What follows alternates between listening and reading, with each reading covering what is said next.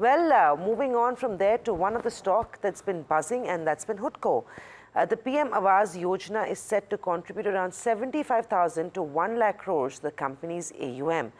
Tamanna caught up with the chairman and MD Sanjay Kulshreshta on what's ahead. Listen in.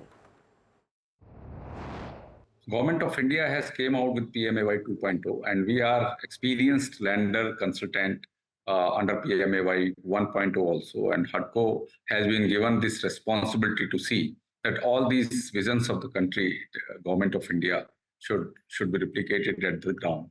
So under PMAY 1.0 also, HUDCO has extended loans of around 43,000 crores, and the way the expansion of this PMAY for rural and the urban, it is around 3 crores households which will be built across the state. So need and necessity has already been devised.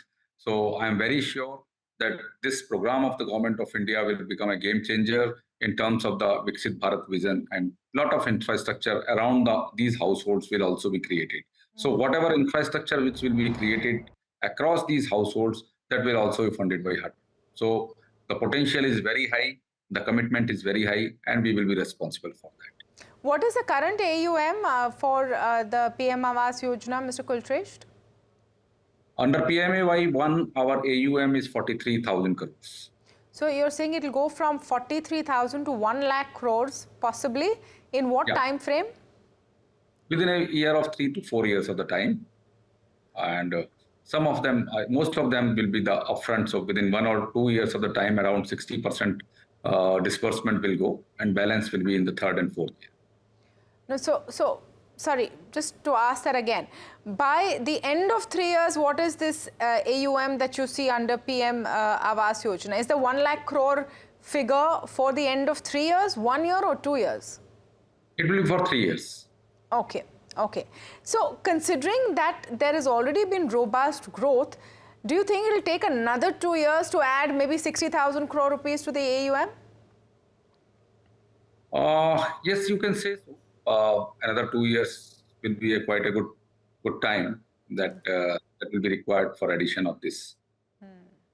The other thing that you're hoping to do is bring your loan book to 3 lakh crores by FY30. That's in another 6 years. Where is that growth coming on in your view? What is going to be the driver? Is it going to be government schemes like PM Awas Yojana, or are you looking at other levers?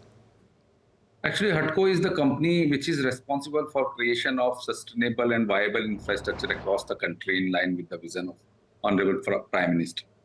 We had seen during last week also, CRISIL has came out with a report that around 142 lakh crores of the investment will be required by 2030. So we are not limiting only to the PMAY, we are into the infrastructure starting from road, port, airport, water, sanitations, new towns planning, satellite towns. So HUDCO is there for creation of all the infrastructure and the subcategories of the infrastructure. So I don't think any restrictions will be there for this growth. And by 2030, 3 lakh crores will be quite a conservatively achievable task. And now our loan book is only 1 lakh crores. And we are targeting for this year, it will be 1.2 lakh crores. And by next fiscal, that is FY26, we are targeting 1.5 lakh. Okay. So reaching 3 lakh by 2030, I think we may have to revise our target mid-course. Revise it upwards, you mean? Sure. Upward, naturally. Okay. So tell us what is the contribution of PM Awas Yojana to the loan book currently? Currently, it is 43,000 crores. Okay. Currently, loan book is 43,000. Okay. Now, tell us you gave us the broad indicators of all of the infra works that HUDCO is on, and you're saying that 3 lakh crores by FY30 is actually a conservative amount. Where do you see the big boost coming from? I'm just trying to understand if Awas Yojana has sort of been tapped, that is very clear. What else are you sort of working on, or where the bet is? Government of India under the general budget has identified 9 key infrastructure segments, and HUDCO is present in all the 9. So it may start with the mobility. It includes road, port, airport, surface transport, connecting roads, regional roads, ring roads. So everywhere, wherever the infrastructure is, the name is coming, HUDCO will be there. Second, second capital intensive category I can say is the energy transition. So we are into the energy transition, creation of the solar parks, land acquisitions, solar plants, and then pump storage plant, and we are even financing the conventional power plants. Then third, I think is a new towns which will be planned, new satellite towns which will be planned along with the urban infrastructure like water or like more. Metros or other source of the urban mobility. So all these three areas we will be targeting in next 3 to 5 years of the time. And as far as PMAY is concerned, what are the kind of margins that you've penciled in for PMAY? Can you also give us a broader idea of how you see margins panning out for this financial year? During last PMAY also we were the major lenders, and our margins will remain at around 1.8%, and we will be maintaining that. Okay, okay. And for the entire book for HUDCO as a whole, apart from PMAY, what is the trajectory for the margins? At least 2%.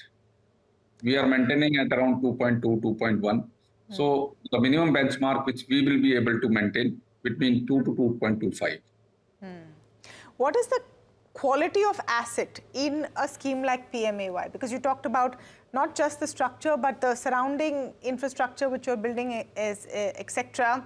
What is the asset quality that you're seeing and the recoveries? Because I believe that there is some pending recoveries as well, up to 1,500 crores.